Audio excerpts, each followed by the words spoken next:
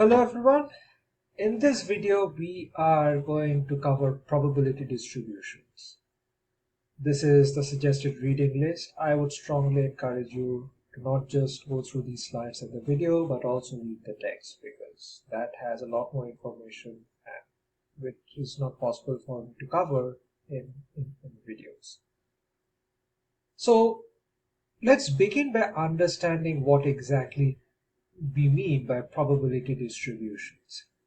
Well, to put it very simply, they are mathematical functions that describe the likelihood of different outcomes occurring in a random experiment.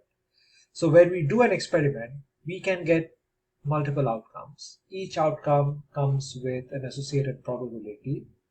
A random probability distribution is a math function that captures that. It is an extension of probability theory because it's much more nuanced and is used anywhere in the world that deals with uncertainty, from stock prices to interest rates to default risks. From a very finance perspective, you cannot do modern finance without understanding probability distribution. So in today's lecture and in this video, we are going to go over the basics. We're going to start with random variables and the expectation operator. Then we will explore two main categories of distributions: discrete and continuous. Let's start with understanding what random variable is. A random variable is simply a variable whose values depend on the outcomes of a random experiment or a random event.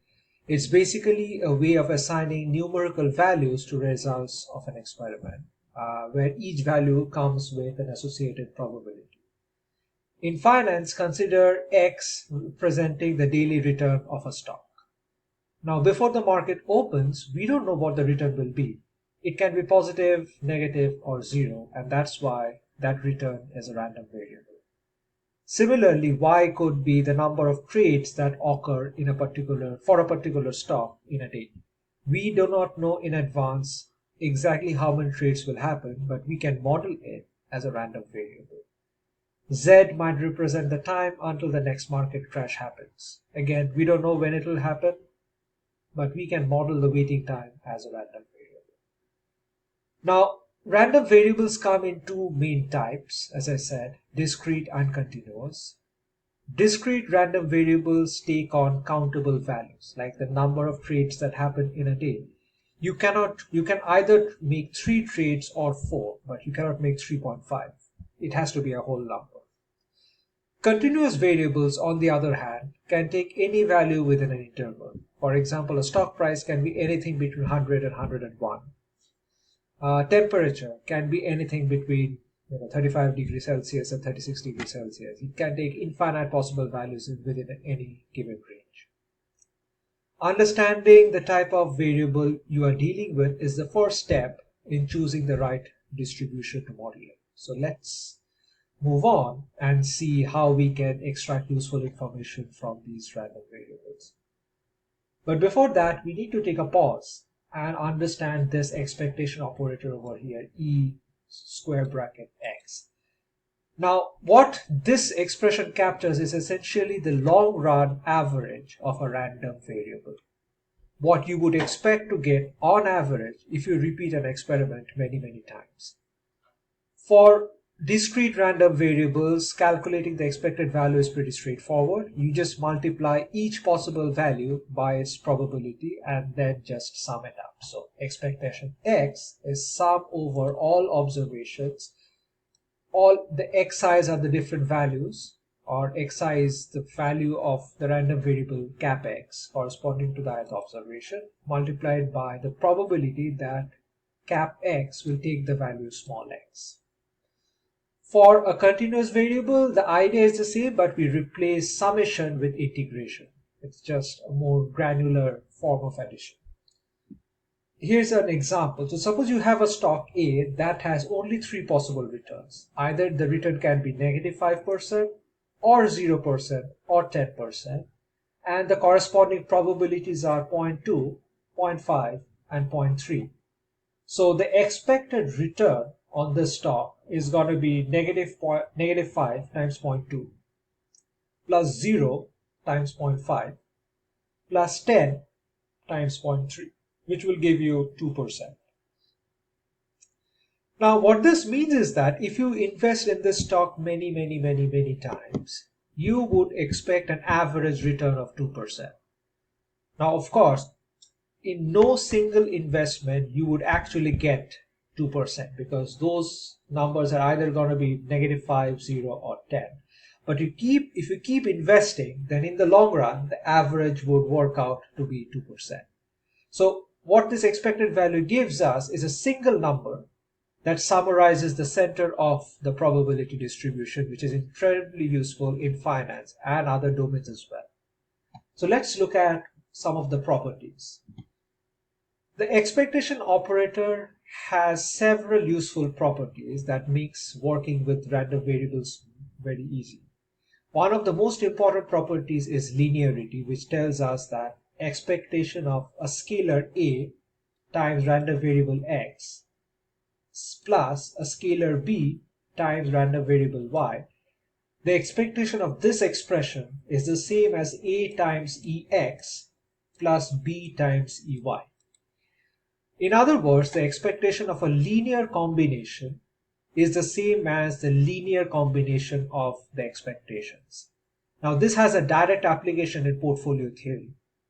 Let's say you have a portfolio with 60% in stock A with an average return with an expected return of 8% and a 40% weights in stock B with an expected return of 4%. Then the expected return on the portfolio is going to be 0.6 times 8 plus 0.4 times 4, which is 6.4%. And this makes intuitive sense because your portfolio's expected return is the weighted average of the expected returns of its components. Another related important concept is variance, which is, there are two ways of representing it. The formula is expectation of x minus expectation of x whole square, or mechanically it can be broken down into this: expectation of the square of the random variable minus the square value of the expected term. In finance, variance is commonly used to measure risk. A higher variance means the actual outcomes tend to be further from the expected value, indicating more uncertainty or risk. A lower variance means less risk. These properties of expectations are the building blocks for more advanced concepts like modern portfolio theory, CAPM, options pricing. So I hope you take this, I hope this makes sense. So I think now we are ready to dive into our first set of distributions. We begin with discrete distributions. Remember, discrete variables take on distinct countable values, like the number of heads when you're flipping a coin 10 times, or the number of stocks in your portfolio that go up on any given day. For discrete random variables, what we use what's called a probability mass function, or PMF. This gives us the probability that the random variable CapX takes an exact value of small x. A valid PMF must have all probabilities between 0 and 1, because that is the lower and upper bounds of probability.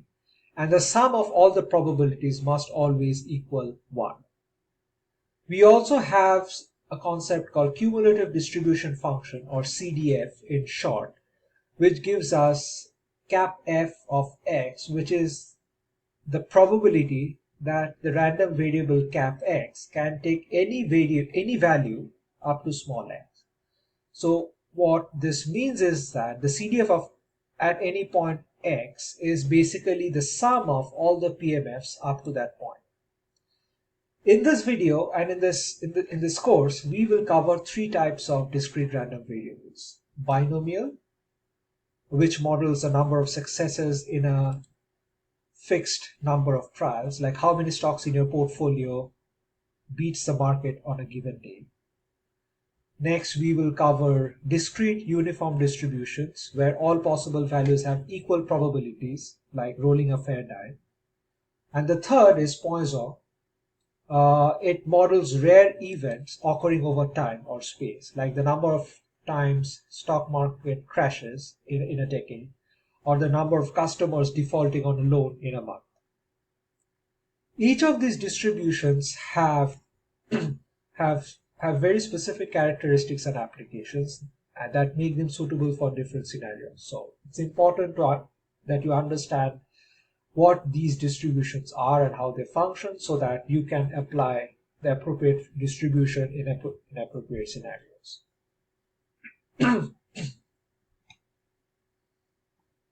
The binomial distribution is one of the most widely used discrete probability distributions. It models the number of successes in a fixed number of independent trials, where each trial has the same probability of success. The classic example is coin flipping. So if you flip a coin 10 times, the number of heads follows a binomial distribution with n equals 10, which is the number of trials, and p equals 0.5, which is the probability of success on each trial. Mathematically, the PMF of this distribution is nck, p raised to the power k, times 1 minus p raised to the power n minus k. The n choose k, this expression, is a binomial coefficient. It captures the number of ways to choose k successes from n trials. I agree the formula looks a bit intimidating, but it makes intuitive sense. P raised to the power k is the probability of getting k successes. 1 minus p raised to the power n minus k is the probability of getting n minus k failures. And the binomial coefficient accounts for all the different ways these successes and failures could be arranged. The CDF is the sum of all the PMFs for all values up to k. The binomial distribution has an expected value of n times p. So the number of independent trials times the probability of success. The variance is np times 1 minus p. So number of trials, probability of success, and probability of failure. So suppose you have suppose you have a stock where historically 60% of the earnings reports beat market expectations, and you want to see what is the probability that exactly 7 out of 10 companies will beat expectations in the upcoming earnings season. So you plug in the numbers. So your n is 10 over here because you're looking at 10 companies. Your success number or k is 7. Probability of success is 60%. So you plug in the numbers 10, choose 7. 0.6 raised to the power 7. 0.4 raised to the power 3 is approximately 0.215, which is approximately 21.5% chance that exactly 7 out of 10 companies will beat expectations in the upcoming earnings season. This distribution is particularly useful in finance for modeling scenarios with binary outcomes, like success or failure, up or down, beat or miss, default or no default, and so on. And this is a table where, if you have n companies and the probability of success is 0.6, this is how the probability looks like for all values of successes. So it starts from a value of 0.0001. It increases up to 0.2508 and then declines again.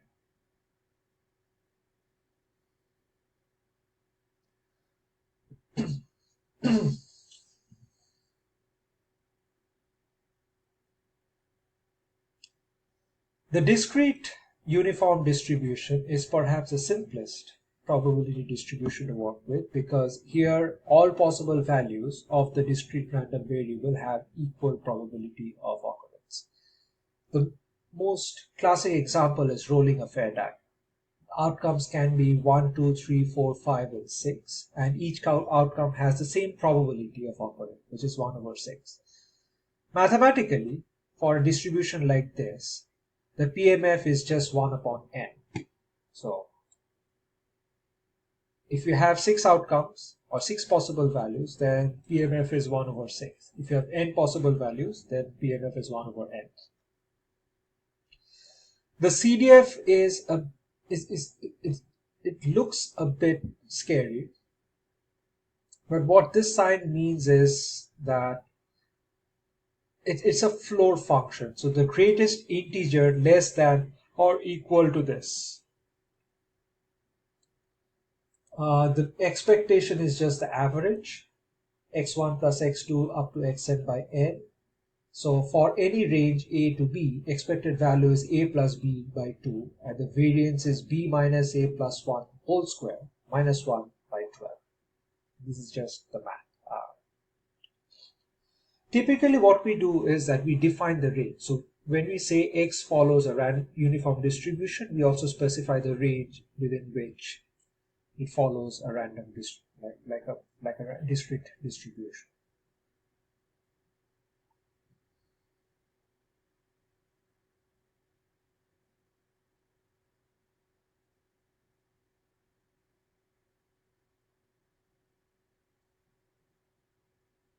And this is what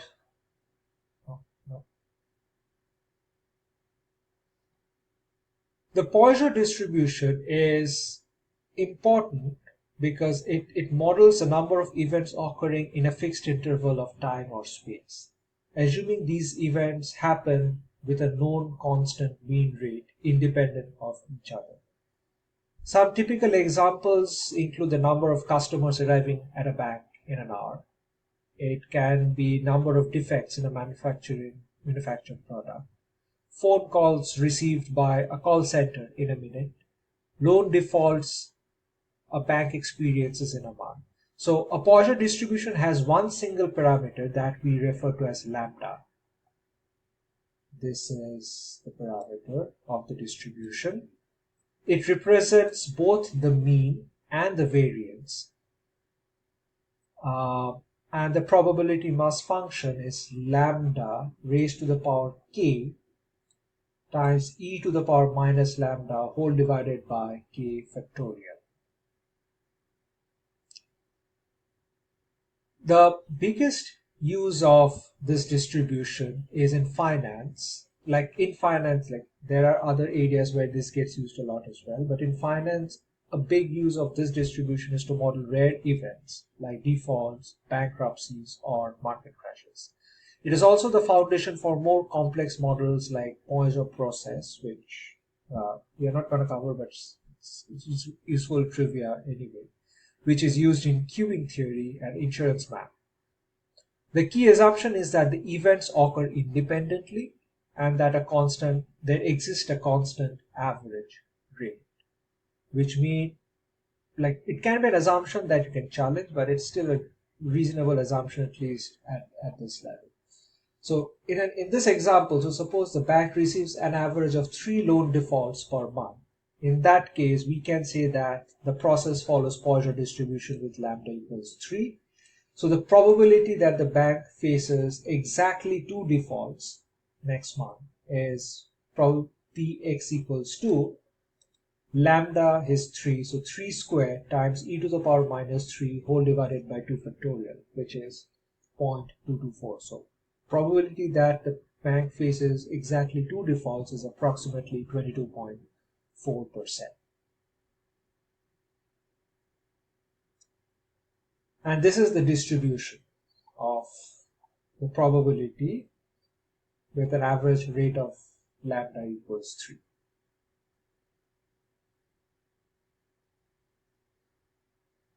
Now let's shift gears and talk about the continuous probability distribution.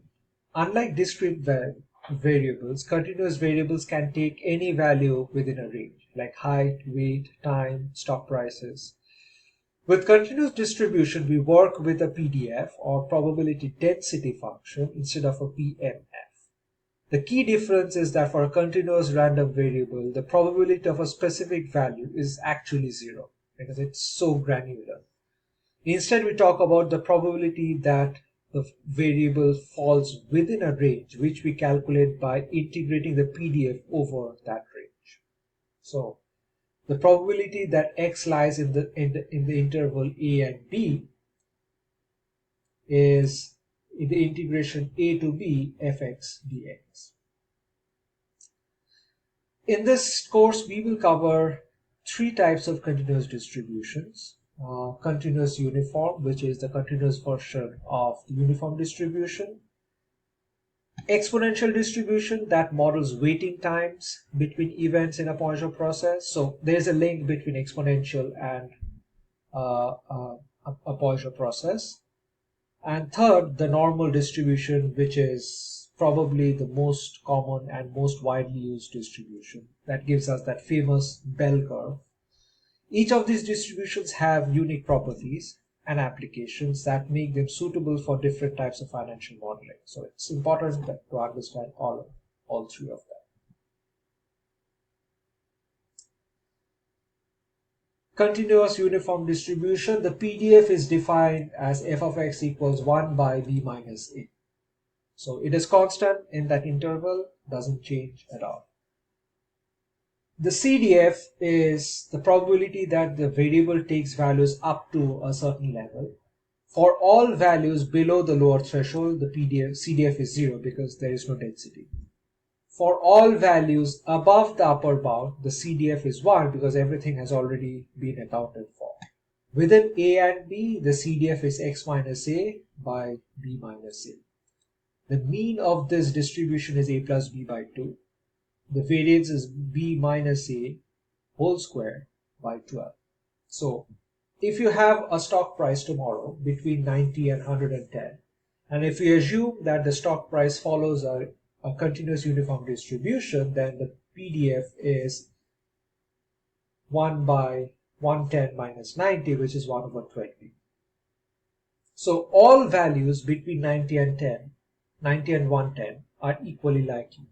There are 20 possible values, so the probability is 1 by 20. So now the PMF, the probability that the value will lie between 95 and 105 is x 105 minus 95 whole divided by 110 minus 90, which is 0.5. So there is a 50% chance that this variable the stock price will lie between 95 and 105, and the expected value of the stock price is $100. Now, the biggest advantage of this distribution is its simplicity, but so it's often a good starting point, especially if you're working with very limited information, and therefore it's often used in that context. The exponential distribution is a continuous distribution that models the time between events in a Poisson process. So it is kind of the continuous version of the Poisson distribution. If events occur at a constant average rate lambda, then the waiting time between the next event follows an exponential distribution with the parameter lambda. This is the PDF, lambda times e to the power minus lambda x.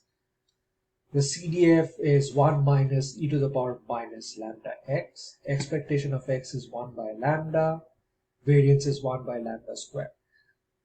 An important property of exponential distribution is the memoryless property, and it is useful to stop for a second and try and understand what this means.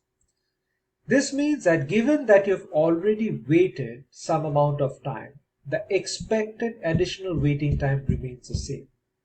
For example, if the time between incoming market orders follow an exponential distribution and you have been waiting 5 minutes since the last order, the probability of waiting until the next order is exactly the same as if you have just observed an order. So let me try and rephrase that. So what this means is that the distribution forgets the time you have already waited, hence memoryless.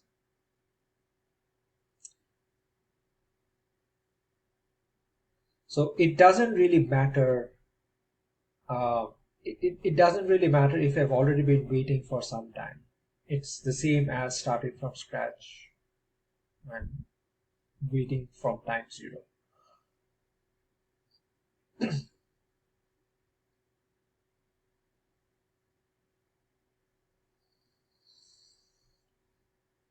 The normal distribution is probably the most important continuous probability distribution in all of statistics. This bell-shaped distribution is kind of everywhere and has profound theoretical justification through central limit theorem, which we will discuss later. The normal distribution is completely specified by two parameters: the mean, which we refer to as the mu, and the variance or the standard deviation, which is represented by sigma. The mean determines where the peak of the bell curve is, and the standard deviation determines how spread out the curve is. This is the PDF, a pretty mathy expression. This is the CDF, an even mathier expression. There's nothing intuitive. There's not much intuition there. We typically, sorry, we typically represent a normal distribution as this: x follows n with mu and sigma squared. So mean and the variance. A key concept in normal distribution is standardization, which means that if x follows normal distribution with mean mu and sigma squared, then z is a standardized version of x, where z equals x minus mu by sigma that follows normal distribution with 0 and 1. This transformation is often very useful when working with normal probabilities in practice. It allows us to use the standard normal tables or the statistical software to compute probability of any normal distribution. The normal distribution is symmetric around its mean, and the mean, median, and mode are all equal. The inflection points are at mu plus minus sigma. About 68% of the PMF of the probability mass lies within one standard deviation.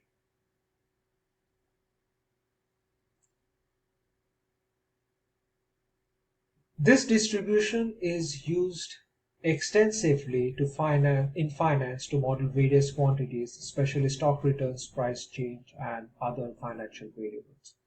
So suppose monthly stock returns for a particular company are normally distributed with a mean of 1% and a standard of 5%.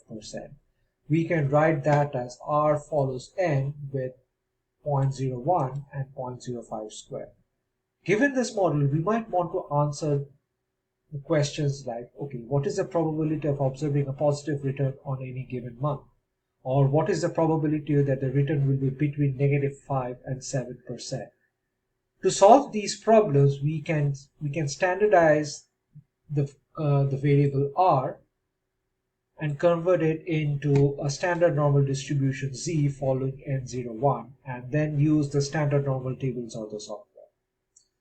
To get the probability of a positive return, we're essentially looking at probability R is positive, which boils down to probability Z greater than 0 minus 0.1 by 0.05, which is Z greater than -0.2, which is approximately 57.9%. So given a stock that exhibits this behavior, the probability of getting a positive return is 57.9%. Similarly, the probability of a return being between -5 and 7% is approximately 77%. So this is why this gets useful. Here are some additional facts. Given the math nature of the normal distribution, around 68% of all values of a random variable that follows normal distribution falls within one standard deviation of the mean. Approximately 95% of the values fall within two standard deviations of the mean. And approximately 99.7% of all the values fall within three standard deviations of the mean.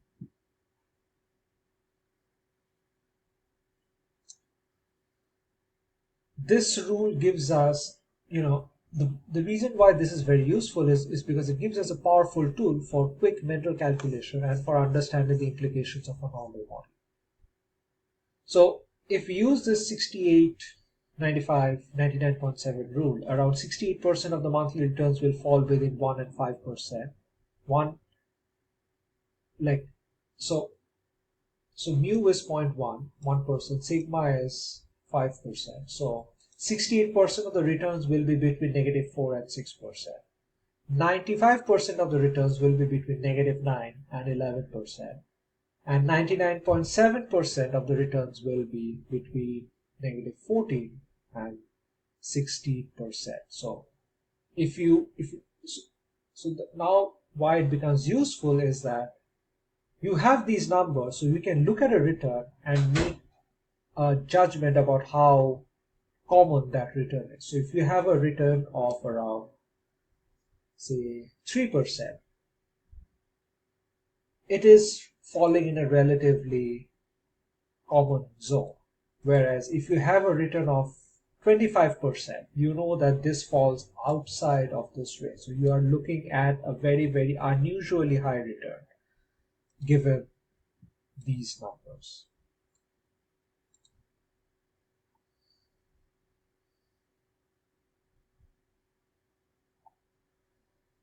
The central limit theorem is one of the most remarkable and important results in probability theory.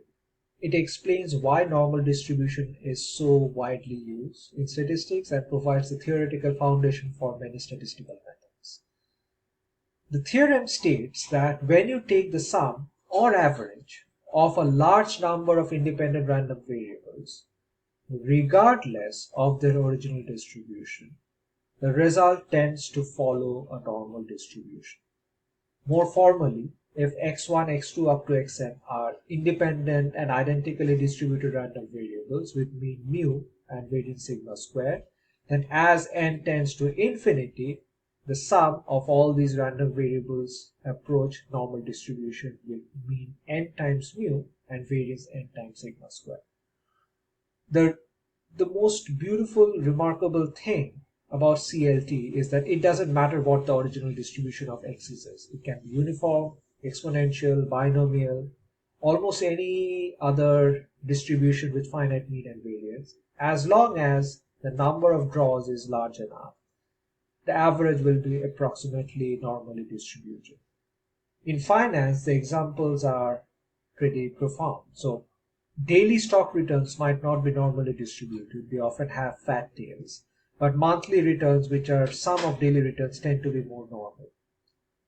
Portfolio returns, which are weighted sums of individual asset returns, tend to be more normally distributed than returns on individual assets. This is one reason why diversification works. It makes the distribution of the returns more predictable. Sample means of financial data, such as average returns computed from historical data, tend to be normally distributed even if the underlying data isn't normal. The CLT is why normal distribution is so central to statistical inference, hypothesis testing, and many financial models. It allows us to make probabilistic statements about the sums and averages even when we don't know the exact distribution of the individual components. However, the important thing to remember is that the n has to be large enough, and that can vary depending on how different the original distribution is from normal. Highly skewed distributions might require more samples to approach normality. In finance, CLT doesn't always work perfectly due to factors like correlation between returns and time-varying volatility. So even if the n is large, they may not necessarily be independent, but it still remains a fundamentally powerful concept. This is a summary of distributions. Just for a this is just a TLDR version of what I've just said. This is the conclusion. Again, just summarizing what I have just mentioned. And this is just a brief code of what these things look like. I have a separate video where I will work through an R script showing all this stuff.